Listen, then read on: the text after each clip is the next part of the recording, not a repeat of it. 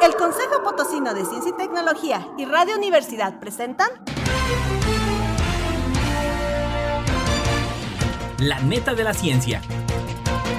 Espacio informativo sobre todo lo acontecido en ciencia, tecnología e innovación En San Luis, México y el mundo. ¡Comenzamos!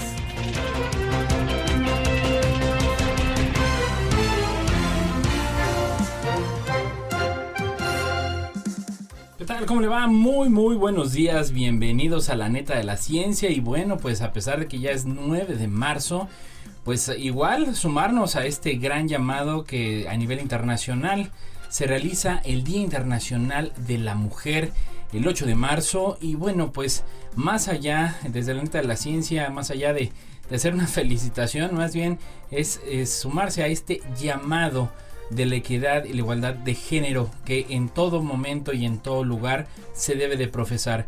Y bueno, pues sin más, hay que mantenernos informados y ya lo sabes, sigan nuestra transmisión a través del Twitter, Instagram y YouTube en @coposit, en el Facebook como Consejo Potosino de Ciencia y Tecnología. Y saludo a todos los que nos escuchan a través del 88.5 de FM, 1190 de AM y ya lo sabe, todas las ediciones de La Neta de la Ciencia a través de Spotify. Vámonos con los titulares. Titulares. Utilizan en México prueba farmacogénica para mejorar atención psiquiátrica infantil. ¿Qué es el electroma? La red bioeléctrica del cuerpo humano que los científicos apenas comienzan a investigar. La sinergia de nanomateriales como nuevos fungicidas. El sexto sentido en animales parece más extendido de lo pensado. Un estudio en Atacama sugiere que encontrar signos de vida en Marte será más difícil de lo pensado. Actividad hidrotermal profunda alimenta los géiseres del Encelado. Grandes regiones del planeta podrían dejar de secuestrar carbono. Desvelan el misterio de la excepcional fertilidad de los rapitones rasurados. Identifican bacterias que protegen frente a patógenos resistentes a los antibióticos. Ratones hambrientos prefieren aparearse a comer tras una dosis de leptina. Cultivan electrodos en el cerebro de peces cebra vivos. Insectos que se alimentan de plagas, una alternativa frente a la resistencia a los pesticidas. El proyecto Carmenes descubre 59 exoplanetas y algunos podrían ser habitables. Describen por qué había dinosaurios terópodos gigantes y otros enanos. Terremotos, un fenómeno devastador que la ciencia aún no es capaz de anticipar. La rata topo desnuda, el extraño animal que desafía las reglas de la vida. Tercer caso en el mundo de curación del VIH después de un trasplante de células madre. Las ballenas cabeza de arco ya no abandonan el Ártico en invierno. Primer registro de ondas cerebrales en pulpos en libertad. Denuncian la presencia de sustancias químicas eternas en más de 330 especies de animales salvajes en todo el mundo. Paneles solares transparentes que permiten a los cultivos absorber luz. Nueva tecnología de pantalla plana sólida deja atrás LCD y LED. Los chimpancés también tienen influencers a los que imitan para así calarse. Noticias locales. Utilizan en México prueba farmacogénica para mejorar atención psiquiátrica infantil, esto por Antimio Cruz de Crónica. Y bueno, pues las pruebas farmacogénicas para conocer cómo responderán las personas a diferentes medicamentos tienen aplicaciones en psiquiatría infantil, como lo ha demostrado al mejorar el diagnóstico y tratamiento de niños con trastorno del espectro autista, el TEA. Así lo expuso la doctora Lilia Albores, investigadora del Hospital Psiquiátrico Infantil Juan N. Navarro, al presentar el caso de un niño de 7 años con TEA que fue tratado ineficazmente con 10 medicamentos diferentes para tratar algunas comorbilidades como irritabilidad grave y agresividad extrema, hasta que se pudo conocer su perfil genómico con una prueba farmacogénica llamada Alphinity. Las pruebas referidas buscan ser herramientas contra problemas como el hecho de que algunos pacientes psiquiátricos con depresión llegan a pasar hasta 16 meses antes de encontrar el medicamento adecuado a sus necesidades cuando se usa la dinámica de prueba y error, explicó la psiquiatra o especialista en psiquiatría infantil. Los resultados de la prueba farmacogénica arrojaron que la falta de respuesta a los fármacos se debió a la condición especial de varios citocromos del infante que intervinieron en el metabolismo de los medicamentos y que provocaron que estos no fueran eficaces, concluyendo así que el paciente era candidato para recibir tratamiento con un antidepresivo conocido como bupropión con una dosis inferior al estándar. La prueba farmacogénica Affinity usada en esta prueba fue aportada por un laboratorio privado mexicano llamado Novagenic. Su director general, Miguel Ramos, explicó que las pruebas farmacogénicas tienen el potencial de reducir sustancialmente los costos de tratamientos para diferentes enfermedades al evitar los procesos de prueba y error que el profesional de la salud realiza en la estrategia individual de tratamiento del paciente para encontrar el fármaco adecuado, y a su vez se disminuye la ingesta de múltiples fármacos. Contar con una prueba farmacogénica que solo se realiza una vez en la vida ayuda a mejorar la presión al dar medicamentos porque cada gen del paciente participa en la construcción de diversas proteínas. Algunas de ellas son importantes para el procesamiento y eliminación de fármacos, como las que están en el hígado. ¿Qué es el electroma? La red bioeléctrica del cuerpo humano que los científicos apenas comienzan a investigar. Por Verónica Smith de BBC News. En las últimas décadas, muchas de las investigaciones científicas que buscaban develar cómo funciona el cuerpo humano se enfocaron en estudiar tres sistemas clave: el genoma, el proteoma y el microbioma. El primero es la secuencia de ADN que posee cada organismo y que contiene toda su información genética.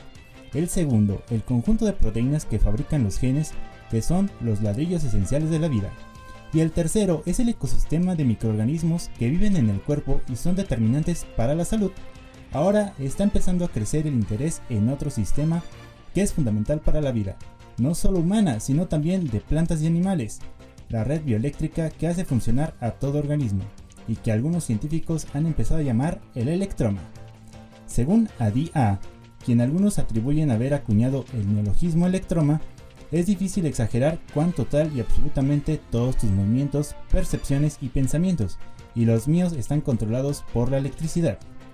Entender el electroma es clave, señala, porque interviniendo en el proceso bioeléctrico del cuerpo, podemos arreglarlo cuando algo sale mal, ya sea por trauma, defectos de nacimiento o cáncer. Mustafa Jagmos, profesor emérito en biología del cáncer del Imperial College de Londres, es uno de los primeros científicos que está aplicando la bioelectricidad para tratar esta enfermedad. Jagmos, quien también enseñaba neurobiología en esta prestigiosa universidad británica, estudia los procesos bioeléctricos del cuerpo desde hace décadas y desde 2019 es el coeditor en jefe de Bioelectricity, la única revista científica dedicada a este campo. Jagmos también destaca que la red bioeléctrica del cuerpo funciona bajo los mismos principios fundamentales que aplican al circuito eléctrico, incluida la ley de Ohm. La sinergia de nanomateriales como nuevos fungicidas, por Liana Ruiz Leiva, Hermida Montero y Francisco Paraguay Delgado. Estamos familiarizados con hongos visibles como los champiñones comestibles y setas silvestres. Sin embargo, una gran proporción de hongos son de tamaño microscópico, es decir, necesitamos de un microscopio para identificarlos. A pesar de que estos hongos no son observables a simple vista, somos testigos de ellos a través de frutos y vegetales en descomposición. Estos alimentos, tras un largo tiempo de almacenamiento, adquieren manchas en tonalidades negras o café, los cuales son evidencia de crecimiento de hongos. En la agricultura, los hongos que atacan a los diversos cultivos son denominados hongos fitopatógenos y son causantes de enormes pérdidas monetarias en las producciones agrícolas alrededor del mundo. Particularmente, el hongo del género Fusarium causa marchitez y vascular en las plantas. Este hongo es cosmopolita y ocupa el quinto lugar en la lista de los 10 principales hongos fitopatógenos de importancia científica y económica. Este hongo tiene la capacidad de infectar a más de 100 cultivos diferentes. Los síntomas que generan son la pudrición de raíz y frutos, marchitamiento en las hojas y, en consecuencia, la muerte de la planta. Para contrarrestar la problemática de Fusarium, se usan productos químicos denominados fungicida, por ejemplo, Proiscar, Mansate 200, Axotron, Tiben, entre otros. los cuales impiden la generación de esporas, es decir, semillas de hongos, evitando así la producción del hongo. Una alternativa al uso de los fungicidas tradicionales está la aplicación de los nanomateriales o nanopartículas, NPS. Las nanopartículas son partículas sólidas cuyo tamaño está entre 1 y 100 nanómetros, siendo un nanómetro una millonésima parte de un metro, semejante a dividir 1.000.000 de veces 1 milímetro. Las nanopartículas, debido a su tamaño, tienen propiedades antimicrobianas superiores a aquellas partículas del mismo compuesto de mayor tamaño. Asimismo, la combinación de NPS de diferente composición química, como por ejemplo el zinc y el cobre, con propiedades antimicrobianas similares, puede generar una sinergia y ser más eficientes. El sexto sentido en animales parece más extendido de lo pensado, por Europa Press. Un estudio realizado con moscas de la fruta ha sugerido que la capacidad del mundo animal para percibir un campo magnético puede estar más extendida de lo que se pensaba. Científicos de las universidades de Manchester y Leicester creen que su trabajo, publicado en Nature, puede permitir el desarrollo de nuevas herramientas de medición en las que la actividad de las células biológicas, incluidas potencialmente las humanas, pueden estimularse selectivamente mediante campos magnéticos. El equipo demuestra por primera vez que una molécula presente en todas las células vivas, denominada flavina adenina dinucleótido, abreviada FAD, puede, en cantidades suficientemente elevadas, conferir sensibilidad magnética a un sistema biológico. Los científicos ya saben que especies como la mariposa monarca, la paloma, la tortuga y otros animales utilizan el campo magnético terrestre para desplazarse a grandes distancias. Pero el descubrimiento podría significar que las moléculas biológicas necesarias para percibir los campos magnéticos están presentes en mayor o menor medida en todos los seres vivos. Un estudio en Atacama sugiere que encontrar signos de vida en Marte será más difícil de lo pensado, por Agencia Zinc. Desde las misiones Viking en la década de 1970 ha habido múltiples intentos de buscar señales de vida en Marte. Ahora, medio siglo después, incluso los instrumentos más recientes y sofisticados de los vehículos Curiosity y Perseverance de la NASA solo han identificado niveles bajos de moléculas orgánicas simples. Estos resultados plantean interrogantes acerca de si nuestra capacidad para detectar indicios de vida se ve obstaculizada por las limitaciones actuales de los dispositivos o por la naturaleza de los materiales presentes en las rocas marcianas. En este contexto, al investigador Armando Azúa Bustos del Centro de Astrobiología, que es un centro mixto del CSIC y el INTA, junto a un grupo internacional de científicos, ha probado instrumentos que actualmente se envían o podrían enviarse a Marte, además de equipos de laboratorio de última generación. Con estos han analizado muestras en Piedra Roja, un lugar del desierto de Atacama, en Chile, donde se encuentran los restos sedimentarios fósiles de un antiguo delta pluvial. Los resultados del estudio, que publican en la revista Nature Communications, sugiere que potenciales evidencias de vida en Marte podrían ser difíciles, sino imposibles de detectar con la actual generación de instrumentos que se encuentra investigando Marte. Los autores comprobaron que la Piedra Roja está formada por una variedad de sedimentos intercalados de areniscas y arcillas propios de un lecho fluvial, y determinaron la abundante presencia de hematita, un óxido de hierro que es el que le da a Marte su característico color rojo. Además, en este análogo terrestre del planeta rojo se localizó una variedad de microorganismos muy difíciles de clasificar, por lo que proponemos el término microbioma oscuro, que de forma similar a la materia oscura que se estima conforma una importante parte del universo, sabemos que está ahí, pero que aún se resiste a ser identificada, apunta Azúa Bustos. En Piedra Roja también se encontraron una variedad de bifirmas, sustancias que pueden indicar la presencia de vida en un lugar, al límite de detección de los instrumentos que se pueden encontrar en un laboratorio de investigación. Estos hallazgos subrayan la importancia de traer muestras de Marte a la Tierra con el fin de utilizar las más potentes técnicas de detección disponibles en los laboratorios. Actividad hidrotermal profunda alimenta los géiseres del Encelado. Para Europa Press. Los géiseres observados en la región polar sur de la luna Encelado de Saturno tienen explicación en corrientes procedentes de su núcleo rocoso y que ascenden por el océano bajo su corteza helada. Es la conclusión de un nuevo estudio dirigido por científicos de la UCLA, que muestra que el proceso está determinado por el calentamiento de marea que se produce en el interior del planeta. Esto produce corrientes que transportan el misterioso sílice detectado en los respiraderos hidrotermales de aguas profundas observadas en la superficie.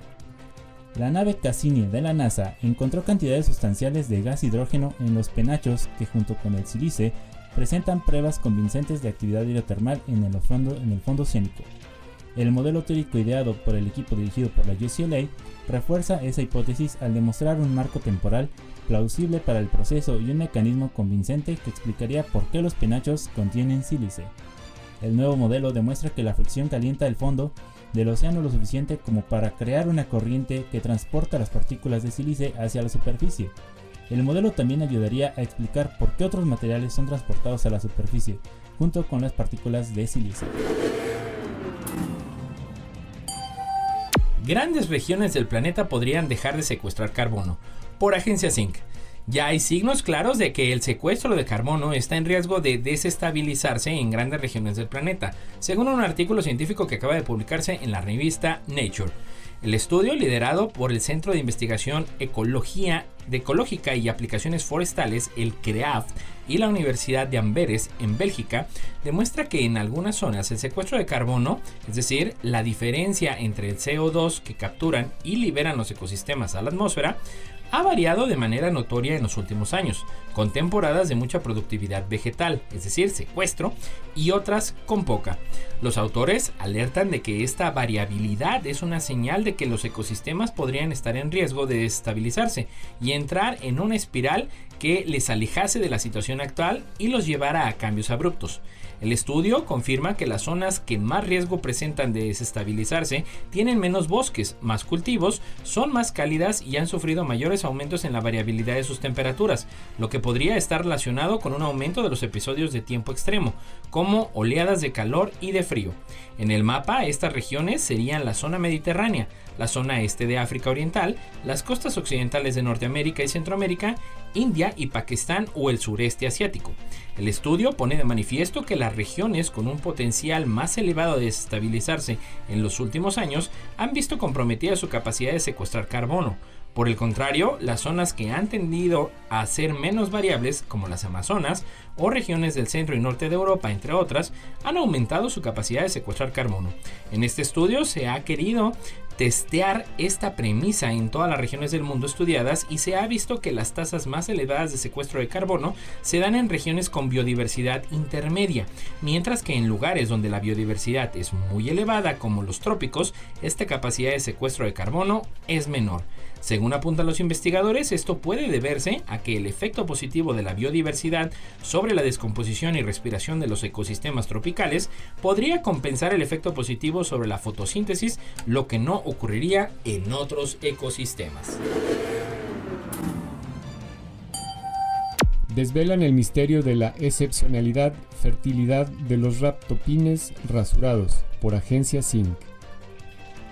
A diferencia de los humanos y otros mamíferos que se vuelven menos fértiles con la edad, las hembras de los ratopines rasurados pueden reproducirse a lo largo de toda su larga vida. Un nuevo estudio publicado en Nature Communications arroja luz sobre los procesos únicos que confieren a estos roedores lo que parece ser una fertilidad eterna. En la mayoría de los mamíferos, incluidos los humanos y los ratones, las hembras nacen con un número finito de óvulos que se producen en el útero mediante un proceso llamado oogénesis. Como este número limitado se agota con el tiempo, algunos se liberan durante la ovulación, pero la mayoría simplemente mueren. La fertilidad disminuye con la edad. En cambio, las reinas de ratopín rasurado pueden reproducirse hasta una edad avanzada, lo que sugiere que estos roedores disponen de procesos especiales para preservar su reserva ovárica y evitar el declive de la fertilidad.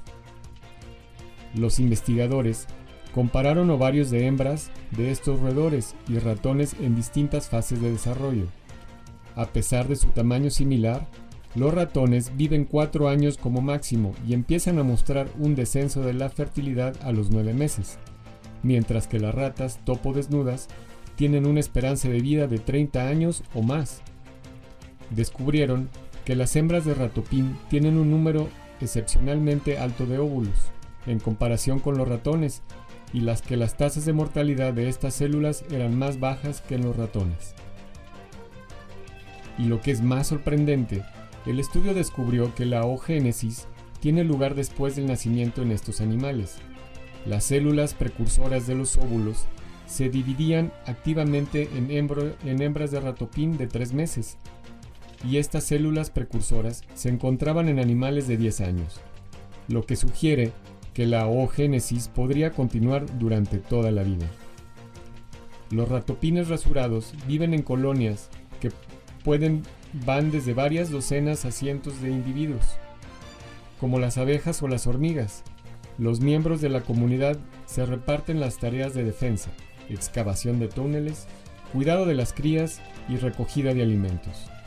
Solo las hembras dominantes de la colonia pueden reproducirse y suprimen la reproducción de las otras para mantener su estatus.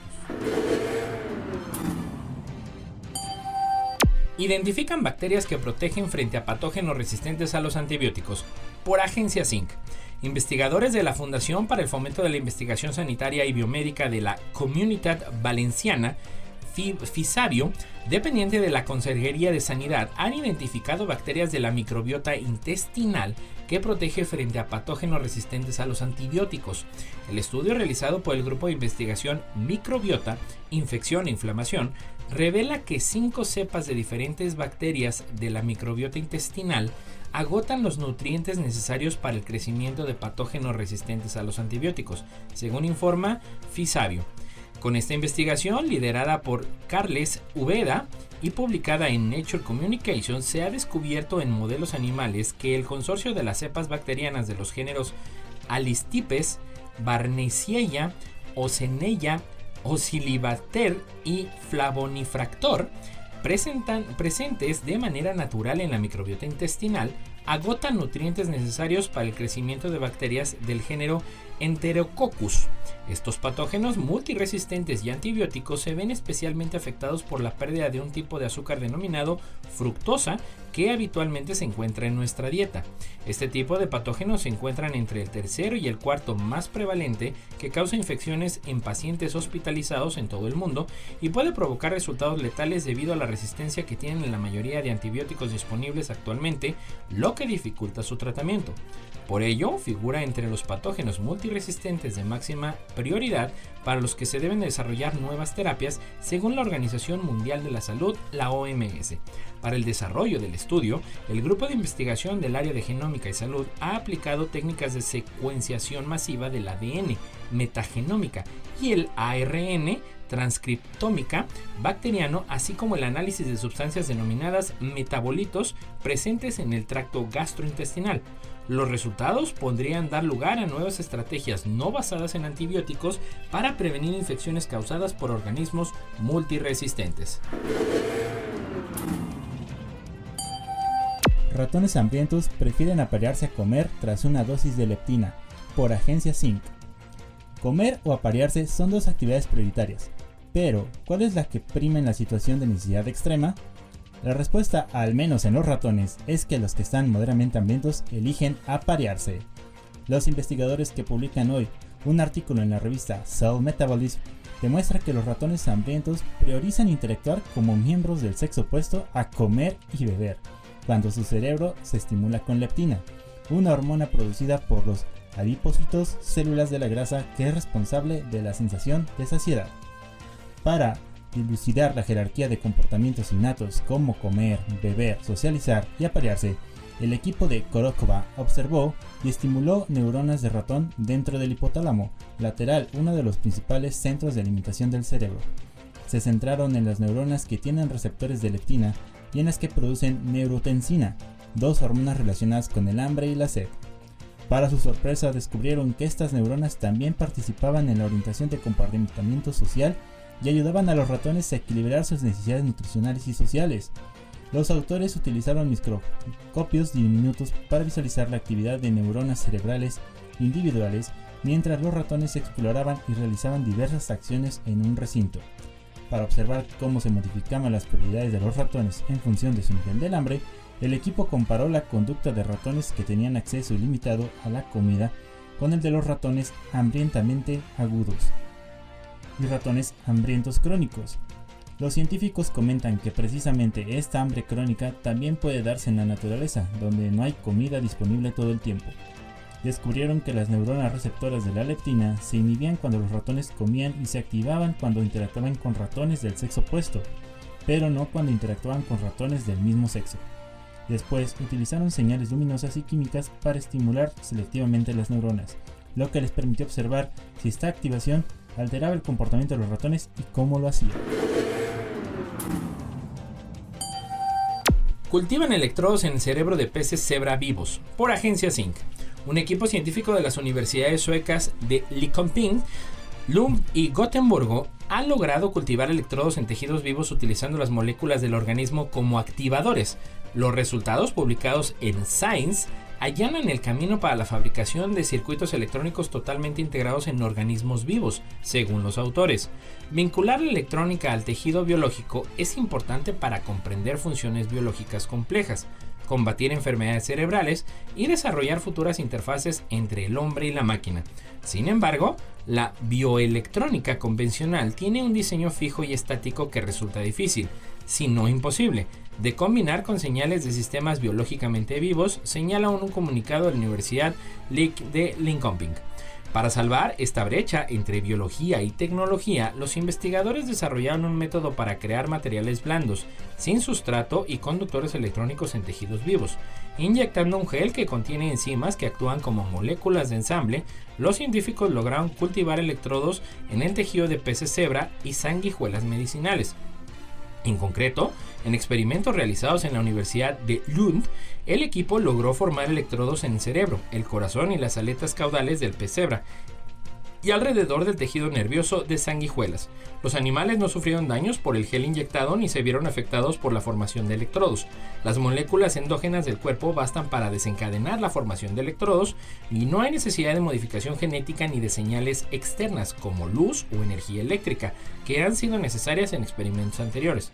Este estudio, según sus responsables, allana el camino hacia un nuevo paradigma en bioelectrónica. Si antes era necesario implantar objetos físicos para iniciar procesos electrónicos en el cuerpo, en el futuro bastará con inyectar un gel viscoso, afirman.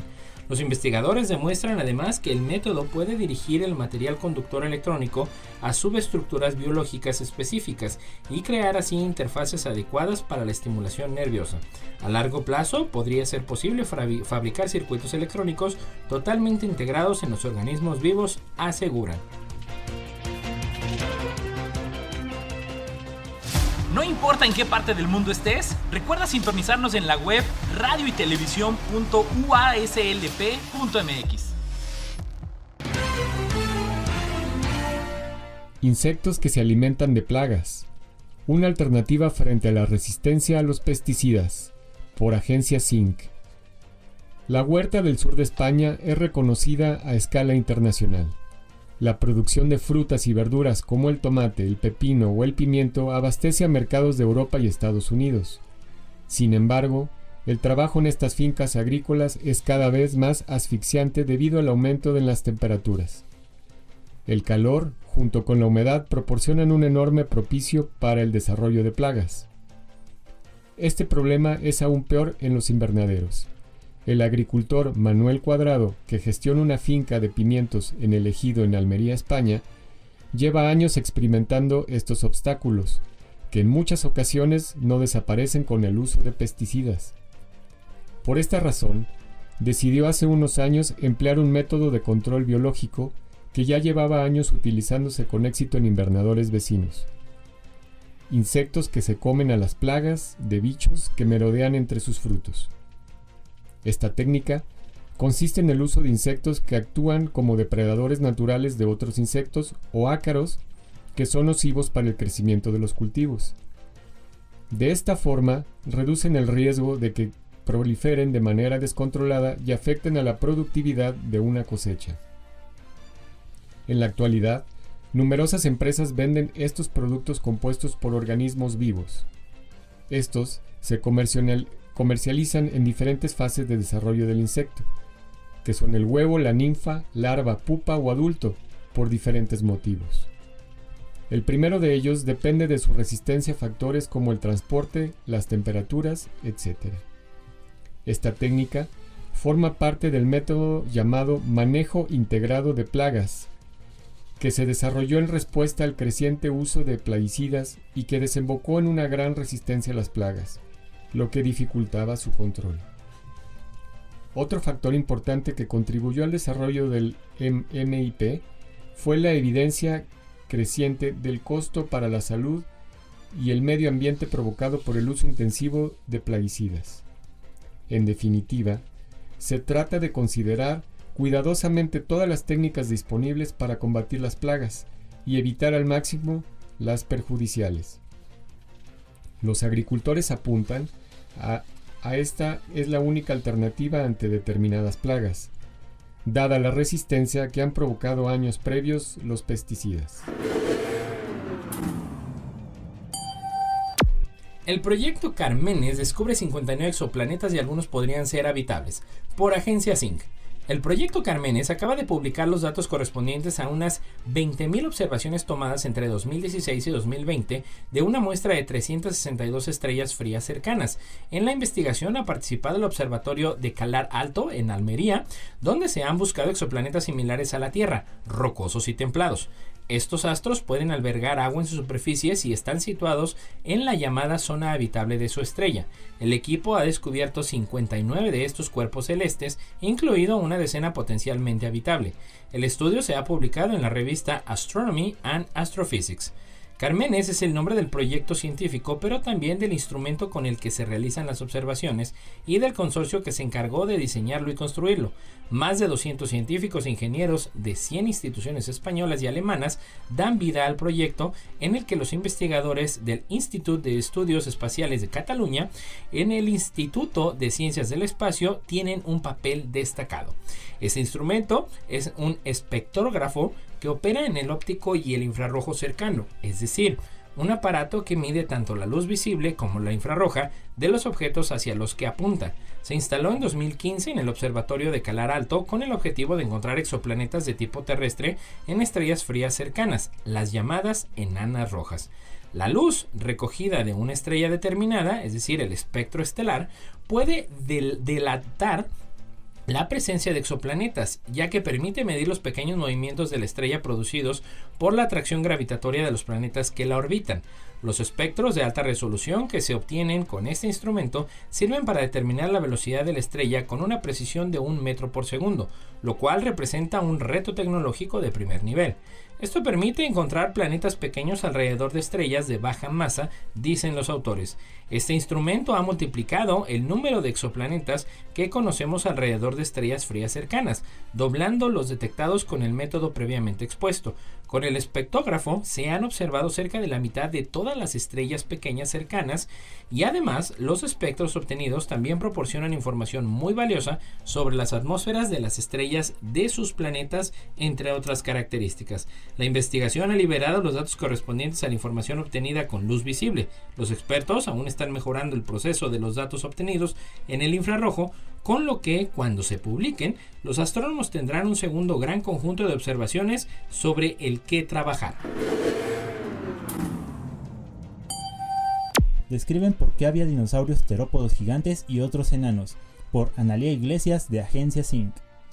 Los dinosaurios terópodos que aparecieron hace más de 230 millones de años caminaban en 2 patas y llegaron a desarrollar una gran diversidad de tamaños. Sus dimensiones iban desde el gigantismo, con tamaños que no han alcanzado ningún otro depredador terrestre, a especies en miniatura, como los Anchoris uxleli, que vivían a finales del periodo Jurásico y pasaban poco más de 100 gramos y medían unos 30 centímetros de largo.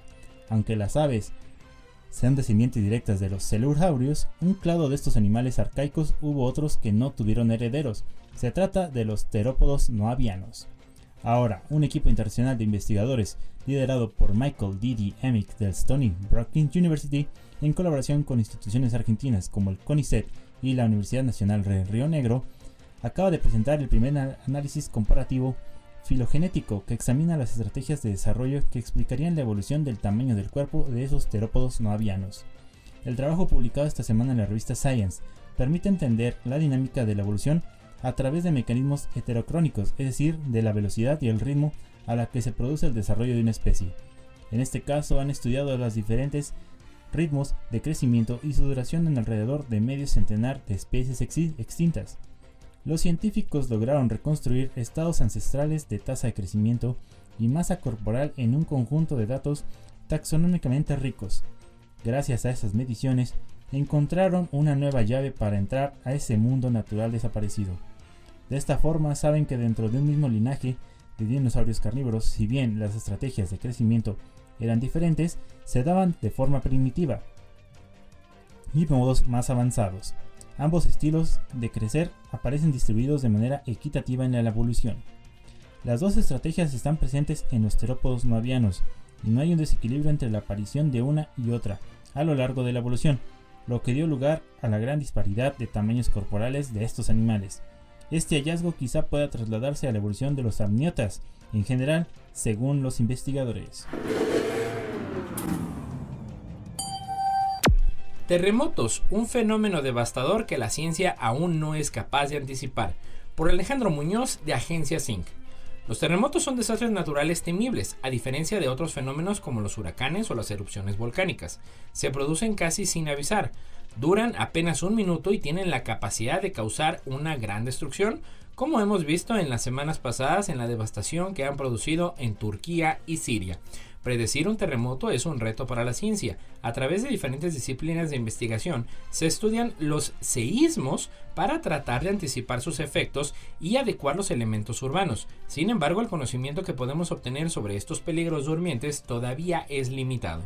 La serie de terremotos del pasado 6 de febrero en Turquía y Siria fue desencadenada por dos eventos sísmicos de magnitudes 7.8 y 7.5 respectivamente en el sistema de fallas del este de Anatolia.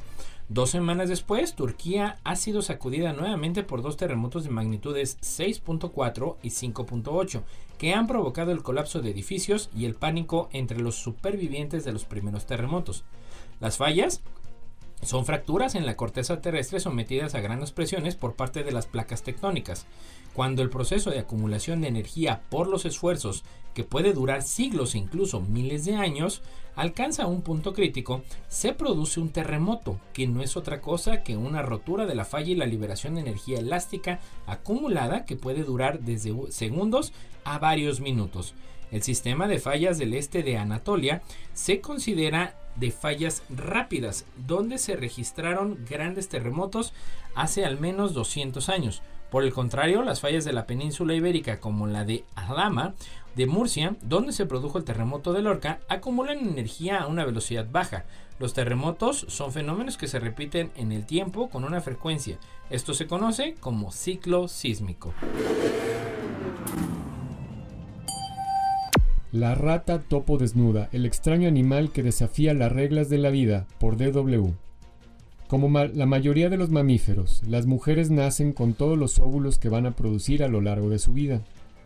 Esta reserva se agota con el tiempo, por lo que la fertilidad disminuye con la edad.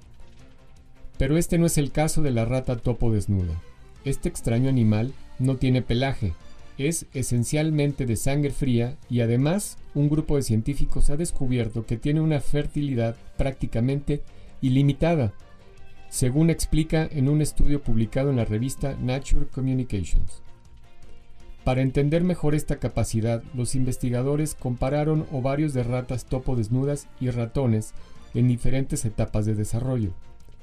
A pesar de tener tamaños similares, la esperanza de vida del ratón es de 4 años y comienzan a mostrar una caída en la fertilidad a los 9 meses, mientras que las ratas topo tienen una esperanza de vida de 30 años o más. Los biólogos descubrieron que la rata topo desnuda nace con un número excepcionalmente elevado de óvulos. A los 8 días de vida tenía 1.5 millones de óvulos en ambos ovarios, 95 veces más que un ratón de la misma edad. Además, ese número de óvulos parecía aumentar desde su nacimiento, planteando la posibilidad, escriben los investigadores, de que las células germinales se estén dividiendo activamente en el ovario postnatal de la rata topo para formar óvulos, un proceso llamado ovogénesis. Los investigadores sospechan que la fertilidad de por vida de las ratas topo desnudas tiene que ver con su singular estructura social. La mayoría de las colonias tienen una sola reina, que es la hembra reproductora dominante. Sin embargo, las demás hembras pueden estar preparadas para convertirse en reinas en cualquier momento y por ende a reproducirse. Para entender esta observación al completo, será necesario seguir investigando entre las ratas topo desnudas de más edad, para ver si las células especializadas de los ovarios de esta especie muestran algún signo de envejecimiento en las últimas etapas de su vida. Pero el hecho de que las células precursoras de óvulos se dividían activamente en animales de 3 meses y también se encontraron en ejemplares de 10 años, sugiere que la ovogénesis podría continuar durante toda su vida. Tercer caso en el mundo de curación del VIH después de un trasplante de células madre, por Agencia Zinc. El tercer caso de curación de la infección por el VIH en el mundo ha sido presentado hoy por el consorcio ICSTEM, coordinado por Irsi Caixa. Se trata de un hombre al que se le retiró el tratamiento antirretroviral contra el VIH de forma supervisada tras someterse a un trasplante de células madres para tratar una leucemia mieloide. 4 años después, el virus no ha reaparecido. Según el artículo publicado en la revista Nature Medicine, se ha podido constatar la ausencia de partículas virales y de respuesta inmunitaria contra el virus en el cuerpo del paciente. A pesar de no recibir tratamiento durante 4 años, evidencias que permiten al equipo científico considerar que el caso del paciente de Düsseldorf es un caso nuevo de curación. El estudio lo ha llevado adelante al consorcio internacional ICSTEM, coordinado por el Instituto de Investigación del SIDA Irsi Caixa, centro impulsado conjuntamente por la Fundación La Caixa y el Departamento de Salud de la Generalitat de Cataluña, en colaboración con la University Medical Center of Utrecht en Países Bajos. En 2008, un equipo médico de Düsseldorf, Alemania, diagnosticó la infección por el VIH a una persona que más adelante sería conocida como el paciente de Düsseldorf, por su singularidad. Tras el diagnóstico, el paciente inició el tratamiento antirretroviral que le permitió controlar la infección y reducir la cantidad de virus hasta niveles indetectables en la sangre. 4 años más tarde, en el 2012, sufrió de una leucemia, por lo que tuvieron que realizarle un trasplante de células madre. En estos casos tan singulares, se busca una persona donante de células madre que tenga la mutación CCR5 delta 32.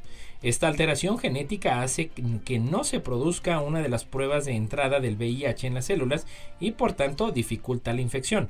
La confirmación de la curación de los pacientes de Berlín y Londres proceden a la de Düsseldorf, aunque son los 3 únicos casos en los que se puede hablar de curación, ya que se ha presentado en conferencias científicas la remisión del VIH de otros 2 pacientes, el de Nueva York y el del Hospital City of Hope, situado en Duarte, en Estados Unidos.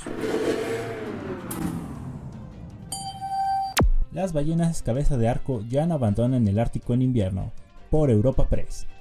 A medida que disminuye el hielo marino en el Ártico, las ballenas cabeza de arco permanecen ahora al norte del estrecho de Bering y ya no pasan al Océano Pacífico para invernar. Este cambio podría afectar a la salud a largo plazo de la población de la especie y repercutir en las comunidades indígenas que dependen de ellas, según muestra un nuevo estudio realizado por investigadores de la Universidad Estatal de Oregon. Las ballenas cabeza de arco del Ártico Pacífico, a veces denominadas ballenas de Groenlandia, de Bering, Chukchi, Beaufort, por sus pautas migratorias, pasan normalmente del invierno en el norte del mar de Bering y emigran al norte en primavera a través del estrecho de Bering hasta el mar de Beaufort canadiense, donde ahí pasan el verano y el otoño. La migración sigue esencialmente el hielo marino hacia el sur, a través del estrecho de Bering, que se cerraría al formarse hielo en el mar de Chukchi, pero el calentamiento de las temperaturas en el Ártico durante la última década han provocado la disminución del hielo marino y han mantenido abierto el estrecho de Bering cada vez más en los meses de invierno. Los resultados acaban de publicarse en la revista Modern Ecology. Las ballenas cabeza de arco son una especie de ballena barbada y la única que vive todo el año en aguas árticas y subárticas. El subártico es la región situada justo al sur del Ártico. Utilizan este gran océano para atravesar el hielo marino de hasta medio metro de grosor. Se alimentan de zooplancton como cocópodos y krill y pueden llegar a pesar hasta 200.000 libras y medir 20 metros de largo. Se cree que tienen esperanza de vida de hasta 200 años.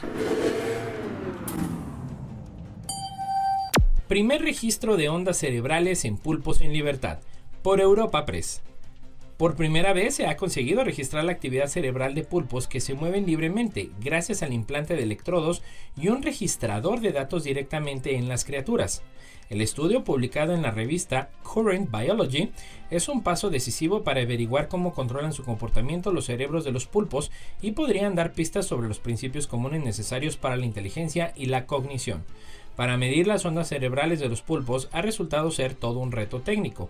A diferencia de los vertebrados, los pulpos son de cuerpo blando, por lo que no tienen cráneo que anclar al equipo de grabación para evitar que se desprenda. Los investigadores optaron por registradores de datos pequeños y ligeros, diseñados originalmente para registrar la actividad cerebral de las aves durante el vuelo. El equipo adaptó los dispositivos para hacerlos impermeables, pero lo bastante pequeños para que cupieran fácilmente dentro de los pulpos. Las baterías, que debían funcionar en un entorno poco ventilado, permitían hasta 12 horas de grabación continua. Los investigadores eligieron como animal modelo el Octopus cyanea, más conocido como pulpo diurno debido a su mayor tamaño. Anestesiaron a 3 pulpos e implantaron un registrador en una cavidad de la pared muscular del manto. Denuncian la presencia de sustancias químicas eternas en más de 330 especies de animales salvajes en todo el mundo, por DW. Más de 330 especies de animales salvajes marinos y terrestres sufren las consecuencias de la diseminación de sustancias químicas conocidas como perfluoroalquiladas y polifluoroalquiladas, PFAS por sus siglas en inglés, en todo el mundo, salvo en la Antártica, según denuncia un estudio reciente que compila datos a nivel mundial. Las PFAS son ingredientes ampliamente utilizados desde 1940 en muchos sectores industriales, como envases de alimentos, ropa u otros textiles. Tienen extensas aplicaciones por su resistencia al calor y a la humedad, por ejemplo, para recibir sartenes de teflón.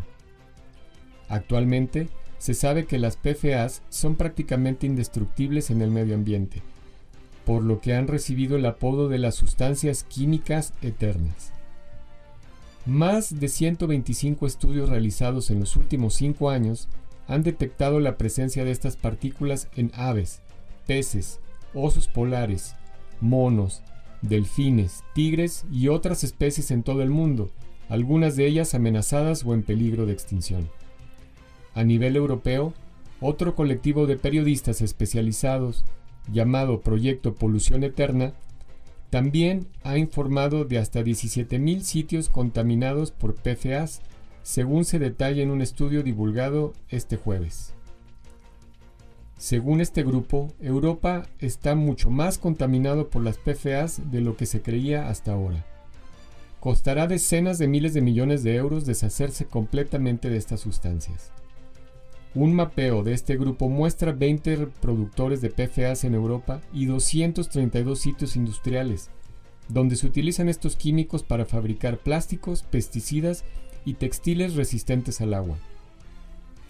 Debido a esto, la limpieza de estos sitios de emisión de PFAS es clave para evitar que se acumulen más productos químicos de este tipo en el medio ambiente. Se necesita urgentemente una acción regulatoria nacional e internacional para proteger la vida silvestre de la contaminación por PFAS, advirtió el EWG.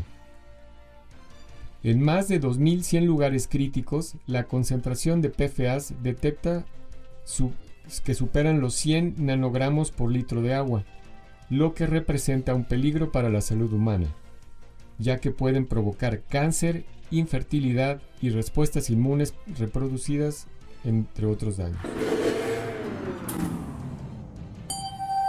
Paneles solares transparentes que permiten a los cultivos absorber luz. Por Europa Press.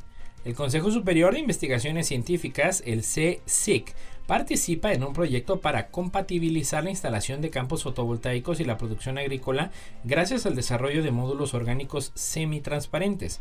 Con las tecnologías opacas convencionales, la aplicación agrivoltaica se consigue cubriendo parcialmente el cultivo y dejando huecos entre los paneles, según ha informado la institución científica. Por su parte, la personalización de los paneles fotovoltaicos orgánicos semitransparentes que se quieren emplear para aplicaciones agrivoltaicas específicas trata de proporcionar las condiciones óptimas para el crecimiento de las plantas, intensidad luminosa, difusión de la luz y composición de la luz, el espectro controladas, cobertura homogénea de las zonas de cultivo y protección mecánica contra elementos agresivos como el granizo, el viento o la lluvia. Nueva tecnología de pantalla plana sólida deja atrás las LCD y las LED, pero Europa Press. Nanopartículas llamadas metasuperficies que se presentan en la revista Life Science y Applications han demostrado que funcionan mejor que las pantallas planas actuales. La tecnología actual LCD o LED se basa en células de cristal líquido para crear una visualización en televisores y otras pantallas. Las nuevas metasuperficies del equipo de investigación son 100 veces más finas que las células de cristal líquido, ofrecen una resolución 10 veces mayor y consumen un 50% de menos energía. Sus inventores, un equipo internacional de la Universidad de Nottingham Prep y la Universidad Nacional Australiana y Johnson Canberra, creen que su tecnología es compatible con las pantallas electrónicas modernas. Los chimpancés también tienen influencers, a los que imitan para así calarse. Por Pablo Mora, de Agencia Sync. Los chimpancés tienen una curiosa forma de asearse entre sí. Extienden simultáneamente uno de sus brazos por encima de la cabeza y agarran la mano del compañero mientras se acicalan con el otro brazo. A propósito de este asunto, una nueva investigación de las universidades de Utrecht en Países Bajos y de Londres en el Reino Unido ha analizado esos patrones de comportamiento durante más de 10 años de observaciones a estos animales y ha revelado que este icónico gesto puede transmitirse a través de sesgos de aprendizaje social, algo que se pensaba que era característico de la especie humana. El estudio se basa en la observación desde 2007 a 2019 del comportamiento de dos grupos de 71 chimpancés en semilibertad en el Shrifrushi Wildlife of Nature Trust, una organización dedicada a la protección y bienestar de estos y otros animales en Zambia, en África. De esta manera, el equipo científico coordinado por Van Leeuwen y William Hoppit descubrió que las diferentes formas de apretarse las manos durante el acicalamiento que exhiben los jóvenes chimpancés fueron notablemente influenciadas tanto por los sesgos de mayoría como por los de supremacía, implicando con frecuencia a los compañeros no afines y más viejos. Por ello estudiaron el estado de la cuestión y se preguntaron si tal vez unas fuerzas impulsoras similares podrían influir en la misma manera en la forma de apretarse las manos de algunos chimpancés. No obstante, estos estudios se han centrado sobre todo en las diferentes conductas relacionadas con la búsqueda del alimento, el apareamiento y la creación o el uso de herramientas, pese a la evidencia de que algunos animales tienen costumbres sociales igual que los humanos. Y bueno, eso es todo por el día de hoy en La Neta de la Ciencia. Amanda, muchísimas gracias. Gracias a Lalo Carrillo en los controles. Nos escuchamos la próxima semana. Esto fue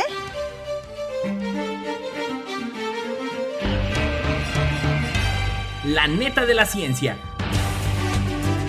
Noticiero de Ciencia, Tecnología e Innovación. Presentado por el Consejo Potosino de Ciencia y Tecnología y Radio Universidad.